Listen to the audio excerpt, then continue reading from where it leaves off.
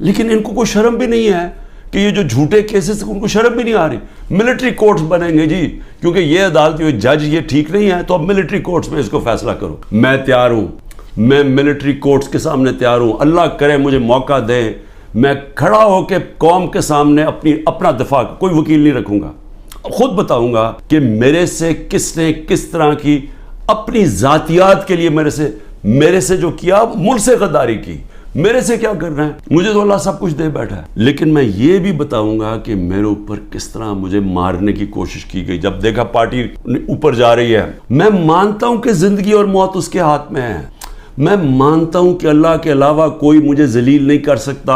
میرے اعمال مجھے ذلیل کریں گے اور اللہ کی اجازت سے, نہ ہی مجھے کوئی عزت دے سکتا ہے اللہ کے علاوہ, اور میری رزق کوئی نہیں لے سکتا. جو اس نے لکھی ہوئی ہے اتنی ہونی ہے. میرا ہے کہ میں حلال سے کماؤں یا حرام سے کرواؤں. میں کیوں نہیں ملک سے باہر جا رہا, کیوں میرے اوپر آپ کو پتا ہے کہ اب 6 اور FIR آج کاٹ دی ہیں. 170 پہلے کراس کر گیا تھا, اب 6 اور 180 کے قریب پہنچ گیا ہوں. میں ہر وقت نہیں FIR آ جاتی ہے. میں عدالتوں میں جاتا ہوں, میرا سارا ٹائم ایک عدالت سے دوسری عدالت چاہتا ہوں, اور میں اپنے وکیلوں کو آج سلام کرنا چاہتا ہوں جس طرح وہ کھڑے ہیں اور وہ جس طرح وہ لڑ رہے ہیں میرے لیے. لیکن میں لڑتا رہوں گا, لیکن مجھے پتا انہوں نے جیل میں ڈالنا ہے. وہ ہو ہی نہیں سکتا کہ میں سارے کیسز کے کون کبھی سنا ہے کسی ملک کی تاریخ میں کہ 180 کیس ایک آدمی پہ کر دیے جائیں 6 مہینے کے اندر؟ کبھی سنا ہے؟ کوئی دنیا کے اندر اس کی کوئی مثال ہے؟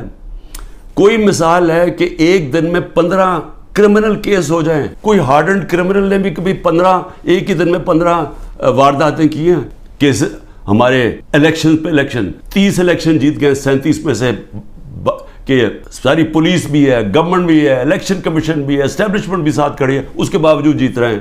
تب مارنے کی کوشش کی. 3 نومبر کو میرے اوپر جو وزیرآباد میں واردات تھی, اس سے پہلے میرا ہیلی کاپٹر آ رہا تھا, بڑا ہیلی کاپٹر تھا, ہم DI خان پختونخوا ادھر سے آ رہے تھے واپس سے ریلیف دینے کے لیے, وہ جب سیلاب آیا ہوا, اس کے اندر پٹرول مکس کیا گیا. وہ ہیلی کاپٹر بچتے بچتے بچتے وہاں سارا پہاڑی علاقے میں, وہ بڑا ہیلی کاپٹر تھا, لینڈ ہی نہیں کر سکتا تھا. وہ اللہ کا کرم ہے کہ وہ بچتے بچتے ایک جو بھی پہلی جگہ ملی اس کے آ کے اس نے پوٹوار اتر گیا. پھر ایک آدمی انہوں نے جو پختونخوا کے اندر ان کی محمود خان نے پکڑا, ایک آدمی جیل میں ڈالا جس کو اوپر مجھے قتل کرنا تھا.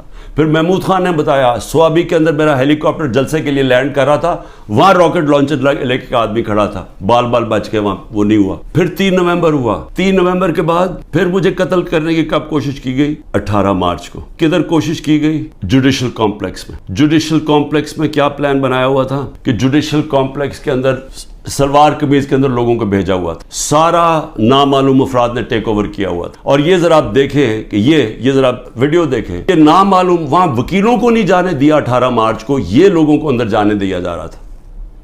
اور اس کا مقصد کیا تھا ان کو اندر بھیجنے کا؟ کہ وہاں لڑائی ہونی تھی, آپس میں لڑائی ہونی تھی کہ جی عمران خان کے سپورٹر یہ اور ان کی لڑائی ہوگی پولیس کے ساتھ. یہ ذرا اب دیکھیں کہ جب میری گاڑی اندر گھستی ہے تو یہ ذرا آپ سین دیکھیں کہ یہ اب گاڑی اندر گھس رہی ہے اس کمپلیکس میں, تو سامنے کیا کھڑا ہے؟ ان کے اندر وہ نامعلوم افراد بھی گھسے ہوئے, اور یہ دیکھیں ذرا تماشا. یہ کبھی دیکھا کہ میں اپنی بیل کروانے جا رہا ہوں, یہ سامنے تماشا دیکھیں کیا ہو رہا ہے. پلان کیا ہوا تھا کہ آپس میں لڑائی ہونی تھی کہ وہ ان کو بتا دینا وہ سلوار قمیض کہ وہ عمران خان کے ساتھ ہے, اور کوئی لڑائی ہوئی اور اس میں عمران خان کو قتل کیا. آج وقت میں وہاں سے باہر نکلا اور اللہ نے بچا دیا, کیونکہ اندر سے لوگوں نے بتایا کہ جلدی سے نکلیں, یہاں آپ کو مارنے آ رہے ہیں. وہاں سے بچتا ہوں. اس کے بعد کیا ہوتا ہے, مجھے اندر سے رپورٹ آتی ہے کہ انہوں نے ایک اور پلان کیا ہوا ہے. انہوں نے یہاں زمان پاک کے باہر, اس وقت آپ کو پتہ ہے بڑے ہمارے کارکن تھے, ان کے اندر انہوں نے تحریک انصاف کے وہی مفلر پہن کے, تو انہوں نے وہاں گھس کے, تو یہ کیا کرنا تھا, اکٹھے ہو رہے ہیں.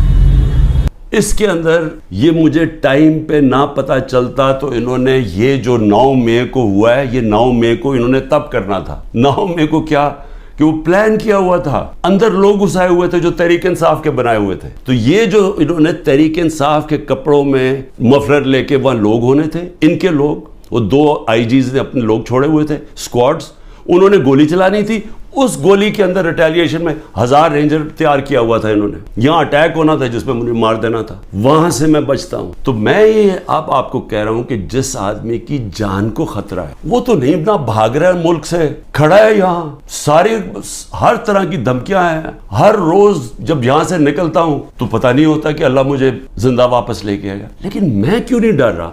मैं अपनी कौम को ये बताना चाहता हूँ कि अल्लाह में ईमान मजबूत करें। देखें, ये इस वक्त अगर आप ना खड़े हुए और ये जुल्म के सामने आप झुक गए और ये जो खौफ की जंजीरों में बंधे रह गए, तो आगे तो आपको कोई मुस्तकबिल नहीं है। सिर्फ आज़ाद कौमों का मुस्तकबिल होता है, जो मैं आपको बार बार कह रहा हूँ। मैं सिर्फ अपनी कौम को आखिर में ये कहना चाहता हूँ कि देखिए, फिर से ये दो रास्ते हैं अब हमारे सामने। हम एक जिंदा कौम की तरह खड़े हों, हम एक कौम फैसला करे कि हमने ये जुल्म नहीं बर्दाश्त करना, कि हम सारी कौम खड़ी हो उन लोगों के साथ जिनके घर तोड़ के रात को जाके पुलिस जाके उनके ऊपर उनका घर लूटती है, तोड़ती है, उनकी ना उनके बीवी बच्चे देखते हैं, ना उनके नौकर देखते हैं। अच्छा, नौकरों को उठा के ले जाते हैं, वहां पख्तूनख्वा में गाड़ियां उठा के ले जाते हैं, ये पुलिस कर रही है। तो ये इसके लिए मैं चाहता हूँ सारे वकील खड़े हों, जिसका भी घर तोड़े, और मैं अपनी सारी पार्टी को कह रहा हूं आपसे, हम इनके खिलाफ केस करें, आईजीज के खिलाफ केस करें,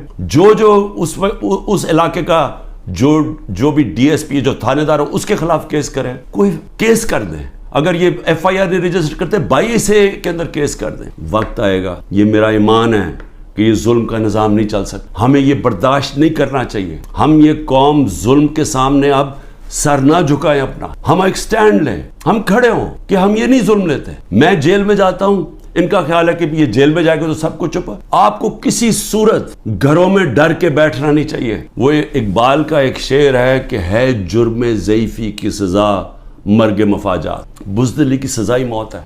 और फिर ला इलाहा इल्लल्लाह का एक शेर है कि बुतों से तुझे उम्मीदें, खुदा से ना उम्मीदी। मुझे ये बता तो सही, और काफरी क्या है, और कुफर क्या है, शिर्क क्या है, कि ये जुल्म के और ये खौफ के बुत के सामने आप झुकते जाएं, अल्लाह के ऊपर ईमान ना रखें। मैं जैसा भी जिंदगी मैंने गुजारी है, मैं कोई फरिश्तों की जिंदगी नहीं गुजारी, लेकिन मैं अल्लाह का शुक्र करता हूँ कि उसने मुझे ईमान दिया है, और ईमान की कुव्वत सब कुव्वतों से ऊपर होती है। अल्लाह ने ला इलाहा इल्लल्लाह दिल में डाल दी है, इसलिए मुझे खौफ नहीं है। हर चीज के लिए तैयार हूं, आप भी तैयार हो। मैं अपनी सारी कौम को कहता हूं, नौजवानों को कहता हूं कि आपने अपने मुस्तकबिल के लिए खड़े होना है।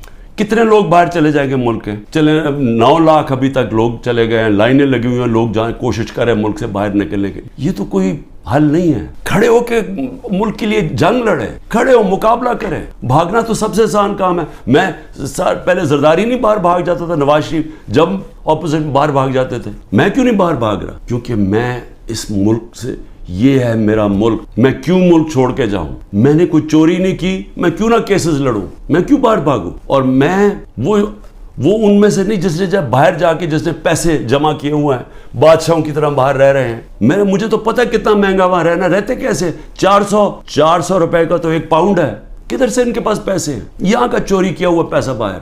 यहीं रहेंगे, यहाँ लड़े, खड़े होंगे पुरअमन तरीके से, मुल्क में तोड़ फोड़ नहीं करेंगे, लेकिन हम ये वाजे कर देंगे कि हम हमारे मोहम्मद मुस्तफ़ा नबी सल्लल्लाहु अलैहि वसल्लम की उम्मत, हम ला इलाहा इल्लल्लाह में मानने वाले लोग हैं। अल्लाह जब किसी को ईमान देता है, उनके खौफ दूर कर देता है।